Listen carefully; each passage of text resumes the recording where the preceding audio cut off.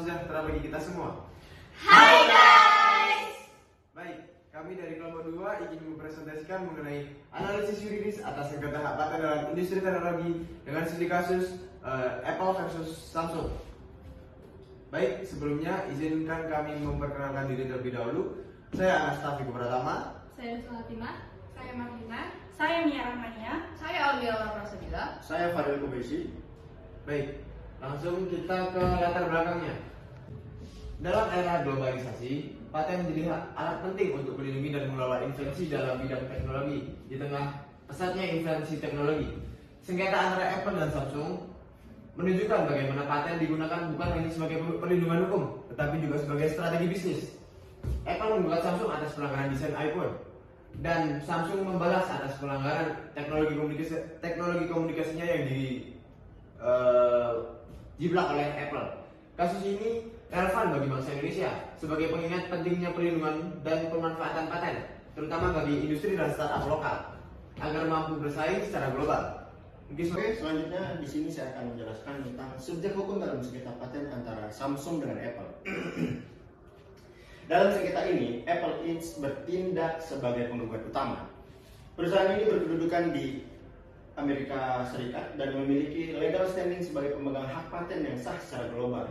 Samsung Electronic Co. Ltd. yang berkedudukan di Seoul, Korea Selatan, menjadi tergugat utama dengan status badan hukum internasional yang sah. Selain itu, sengketa ini juga melibatkan anak perusahaan antara afiliasi kedua belah pihak seperti Samsung America Inc. dan Apple Korea Ltd. yang memiliki keterkaitan yuridis di negara-negara tempat gugatan ini diajukan. Oke, mungkin akan dilanjutkan oleh teman saya. Terima kasih. Baik, di sini saya akan melanjutkan pembahasan terkait objek hukum dalam sengketa paten antara Samsung dan Apple. Objek sengketa antara Apple dan Samsung mencakup paten teknologi penting dalam smartphone, seperti fitur multitouch, slide to unlock, bounce back scrolling, dan elemen desain antarmuka, di mana paten-paten ini memiliki nilai ekonomi yang sangat tinggi dan menjadi fondasi teknologi untuk produk-produk mobile computing. Selain itu, paten utilitas juga dipermasalahkan dalam paten terkait tampilan fisik perangkat, icon, dan estetika antarmuka pengguna. Sengketa ini turut menyentuh aspek trade dress dan merek dagang, khususnya dalam hal kemiripan tampilan produk yang dianggap dapat menyesatkan konsumen. Mungkin itu saja terkait objek hukum. Saya akan membahas kronologi perkara dan ketentuan hukum yang diterapkan dalam penyelesaian sengketa antara Samsung dan Apple.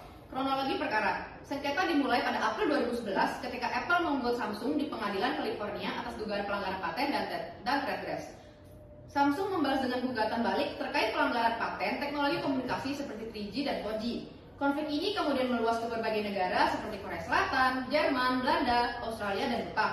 Pada 2012, jurai di Amerika Serikat memenangkan Apple dengan ganti rugi 1,05 miliar US dollar, meskipun jumlahnya kemudian dikurangi. Setelah melewati proses litigasi panjang, pada 2018, kedua perusahaan mencapai kesepakatan damai global yang mengakhiri seluruh proses hukum di luar Amerika Serikat.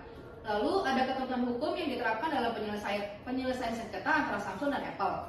Sengketa paten antara Apple dan Samsung diselesaikan melalui proses litigasi di berbagai negara, seperti Amerika Serikat, Korea Selatan, Jepang, dan Jerman, dengan hasil putusan yang berbeda-beda karena penerapan hukum nasional masing-masing. Prinsip hukum internasional seperti forum non-convenience dan res judicata juga digunakan untuk menentukan yurisdiksi yang tepat dan menghindari pengulangan perkara. Perjanjian internasional seperti Konvensi Paris dan TRIPS memberikan dasar perlindungan paten lintas negara. Sengketa ini menguji doktrin paten seperti kebaruan, langkah inventif, dan kegunaan teknis, serta perlindungan desain produk. Meskipun tersedia opsi arbitrase atau mediasi, kedua perusahaan memilih litigasi formal. Setelah proses panjang dan kompleks, akhirnya dicapai kesepakatan damai yang menunjukkan tantangan besar dalam harmonisasi hukum kekayaan intelektual internasional. Baik, pembahasan selanjutnya yaitu bentuk penyelesaian sengketa dan landasan yuridisnya. Penyelesaian sengketa antara Apple dan Samsung lebih banyak ditempuh melalui jalur litigasi di berbagai negara seperti Amerika Serikat, Korea Selatan, Jepang, dan Jerman. Apple menggugat atas pelanggaran paten desain dan utilitas termasuk desain iPhone, antarmuka pengguna serta fitur seperti bounce back dan pitch to zoom. Samsung membantah dengan menyatakan bahwa desain tersebut bukan hal baru dan telah digunakan sebelumnya. Namun pengadilan, terutama di Amerika Serikat, memihak Apple dan menjatuhkan putusan ganti rugi kepada Samsung karena desain dan fitur yang dianggap menyesatkan serta melanggar hak paten Apple. Nah, landasan yuridis sengketa Apple dan Samsung mencakup hukum nasional tiap negara dan prinsip hukum perdata internasional seperti asas yuridiksi, forum non-convenience, dan res judicata. Di tingkat global, penyelesaian merujuk pada perjanjian internasional seperti Konvensi Paris dan TRIPS yang mengatur perlindungan minimum atas HKI. Meski tersedia alternatif seperti arbitrasi dan mediasi dari WIPO, kedua perusahaan menjalur litigasi demi mempertahankan posisi pasar mereka. Setelah proses panjang, pada 2018 tercapai kesepakatan damai yang mengakhiri seluruh proses hukum, sekaligus menutup babak panjang perang paten antara keduanya. Baik, selanjutnya saya akan bahas tentang ketentuan hukum yang disepakati para pihak untuk menyelesaikan sengketa. Apple dan Samsung akhirnya menyelesaikan sengketa paten mereka melalui perjanjian damai setelah proses litigasi panjang selama sekitar 7 tahun. Kesepakatan ini mengakhiri seluruh klaim dan bantahan serta mencegah gugatan baru di masa depan. Samsung sempat diperintahkan bayar ganti rugi sebesar 539 juta US$ karena dianggap meniru desain dan fitur iPhone.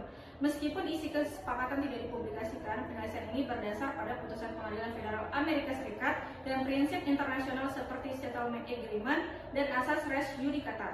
Kedua pihak juga sepakat menghentikan sengketa di berbagai yurisdiksi, menunjukkan komitmen terhadap penyelesaian damai lintas negara. Baik, kita sudah sampai di tahap akhir dari kesimpulan.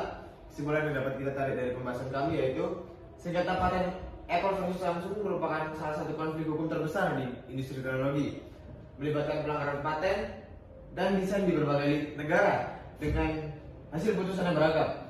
Hal ini mencerminkan kompleksitas hukum lintas negara dan pentingnya doktrin paten seperti kebaruan dan langkah inventif.